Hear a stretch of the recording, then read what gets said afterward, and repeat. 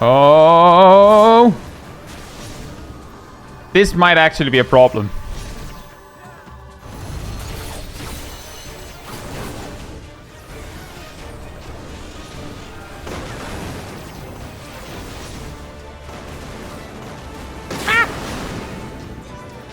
Welcome back to the Mentor Roulette grind. This time we're playing Samurai and can boast a clean 50% guild hests and 25% extreme trials. Quite a split.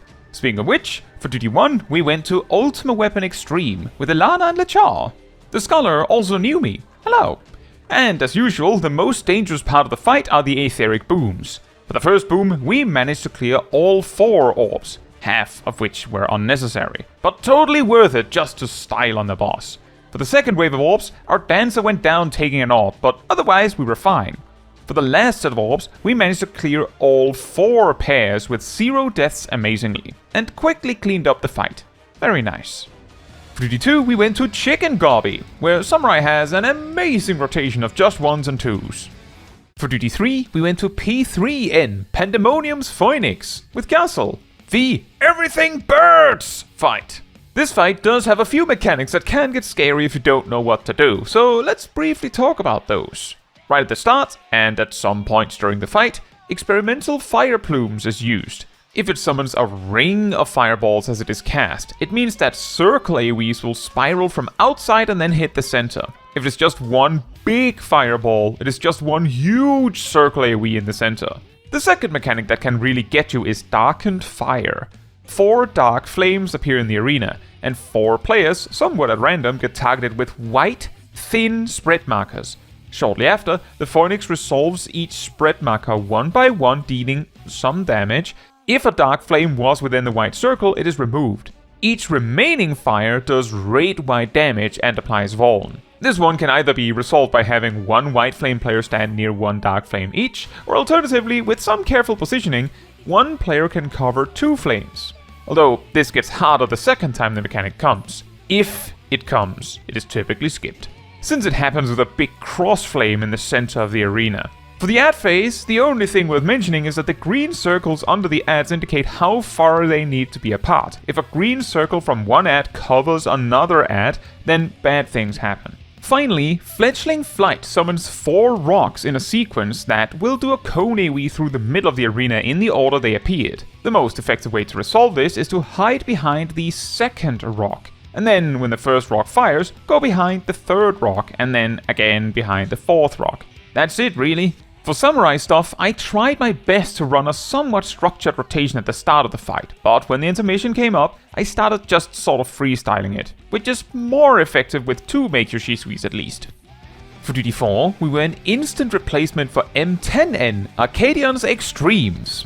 A really greedy trick I tried a few times in the fight that worked once for me was to use my gap closer right as Deep Blue jumped for Deep Varial. It can work, but I think it both requires you to dash at just the right time, but it may also require you to dash at a specific angle so you can sidestep fast enough. When it comes to 2-target optimization in this fight, as Samurai, there is only a couple things you can do. Ogina, Mikiri and Zanjin both have 30-second windows to be used and have AoE components, so holding them for a bit to send them when you can hit both bros is beneficial. 40% damage drop-off still means that you're effectively getting 60% more damage out of the attack by waiting, which overtakes even the most concentrated of buff windows. Showa also has the same AoE component, but is stricter on the timing as depending on when your next Iaijutsu is coming up, you may have 5 seconds or 20 seconds. Finally, maintaining Higanbana on both bros is of course also beneficial. The rest of the options you could try to optimize with are just not helping unless you have at least 3 targets. Guren is equal to Zene, Shinten beats Kyuten, the AoE combos are weaker, and Goken is not a gain yet. The real challenge is getting the benefits of the cleaving options while also aligning the raid buffs, which is not something I was trying to do much this time around. For duty 5, we went to the Rare Trinity for a 3rd week in a row. Incredible, and this one also dragged out a little bit, although we also lost an artifact this time around. This is also a super cursed level range for Samurai, as Tenkagoken is a gain on 1 over not using it. Fun, right?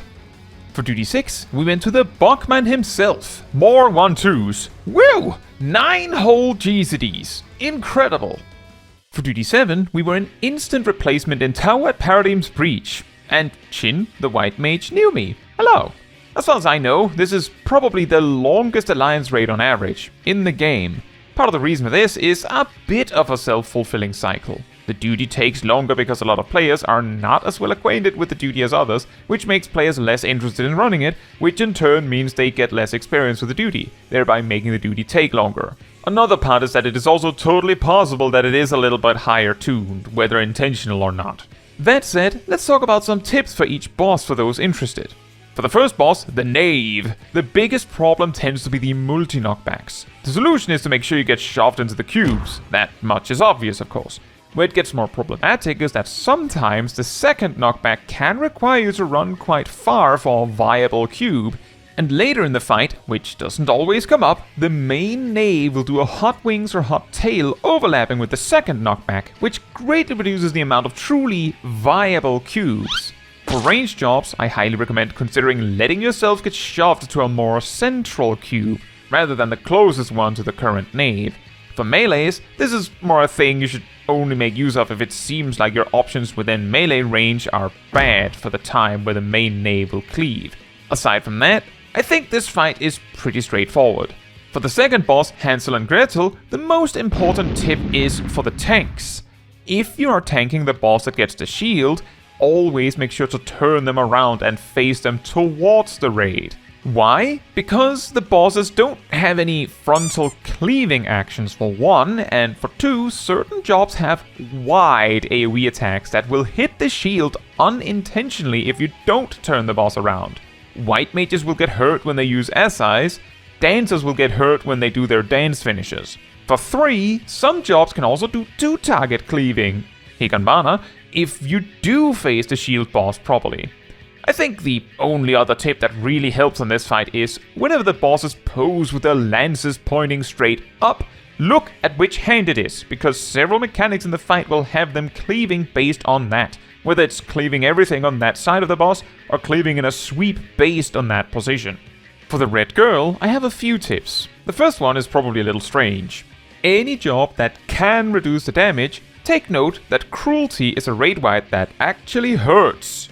The second tip is about the Red Girl clones. They rotate while shooting out cone AoEs. A very simple way to avoid being hit is to choose one girl and just follow one of their hands, just a 90-degree angle from their front.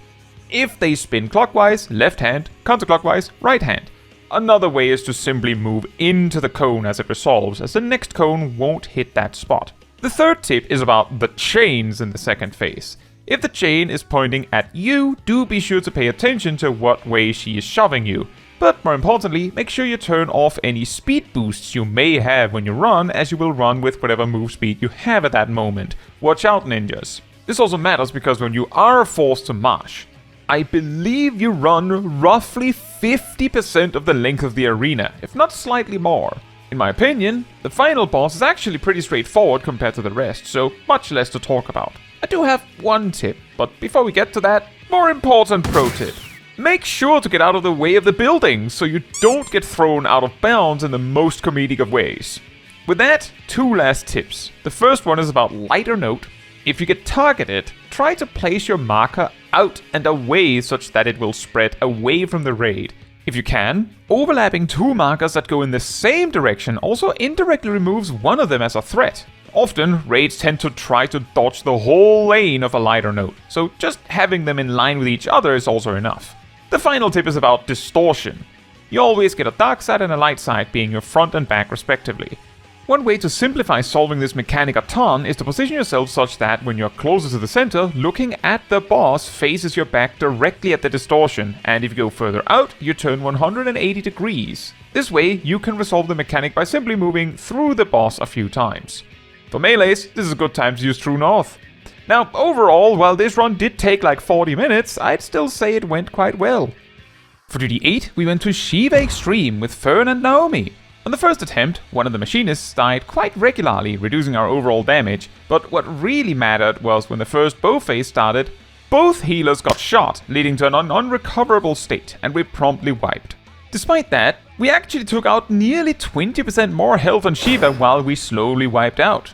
On the second attempt, our Reaper dies to spreads on the first staff, they die again to the Glacier Bash during the ad phase. Getting into phase 2, the same machinist from before dies to the first staff spreads. Then when the floor becomes slippery, the Reaper dies to getting cubed, and then a healer and the machinist dies to the bow phase starting. Then Fern gets run down from auto attacks with just the one healer. And then, while the other tank is closing in on death, the Sage decides to hardcast a raise, and the White Mage gets too caught up in wanting to cast Cure 3, sort of letting the warrior die, although what really got them was getting cubed. We somehow, eventually, managed to fully recover only for the machinist to go down again.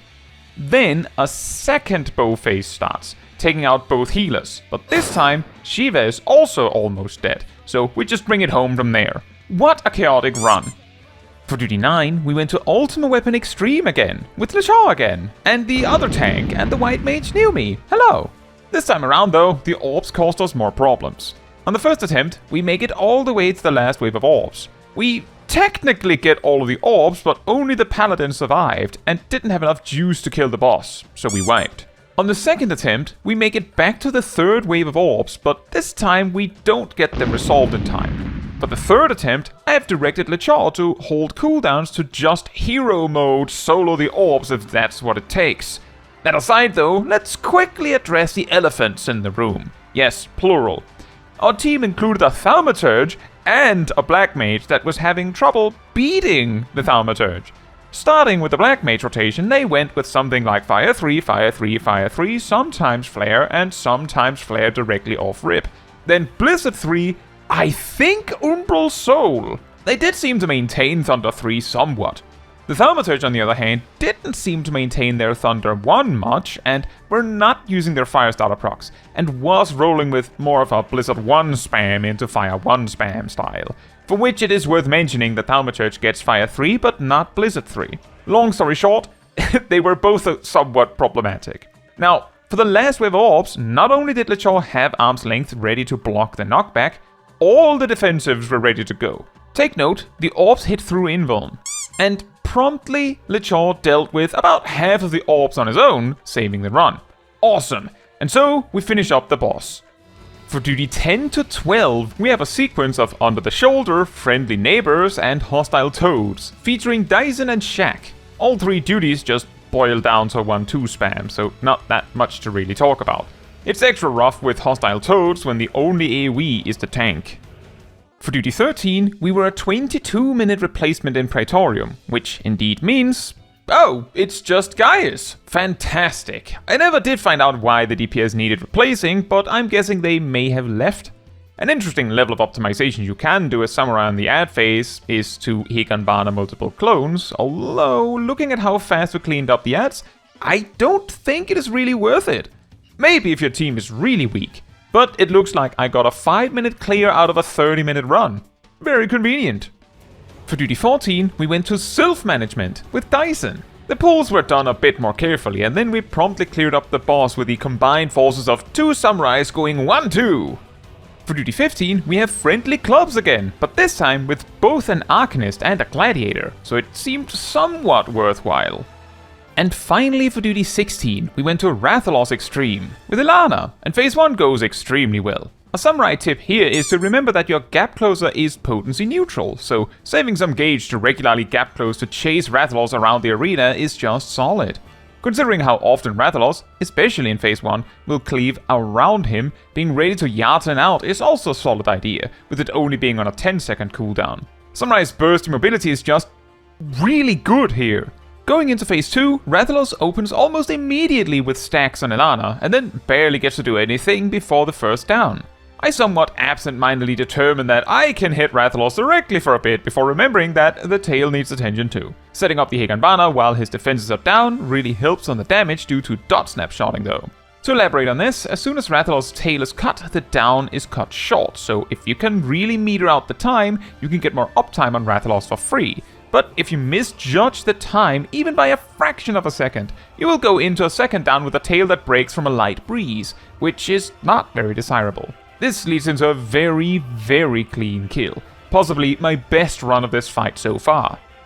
More extremes does lead to a more interesting set, but it is funny how large a percentage of the duties end up being guild tests recently. I guess it helps to allow us the same amount of progress whether we spend 30 minutes on an extreme or not. We've also now passed 7/10 on the achievement. Getting closer. Now, that is all for this video. Thank you so much for watching. If you would like to support me and my channel more directly, you can become a member like these wonderful people here. You can also alternatively support me through Twitch or Ko-Fi. Links in the description. You can also support the channel by letting the YouTube algorithm know by liking the video, leaving a comment, subscribing, sharing, and hitting the bell to get notified when next I post a video. Fun fact, given enough opportunities to activate it, Tengensu provides both a 60% uptime of 10% damage reduction to the samurai, while also effectively healing them for roughly 40 cure potency per second all the time, which is pretty potent considering samurai is a DPS.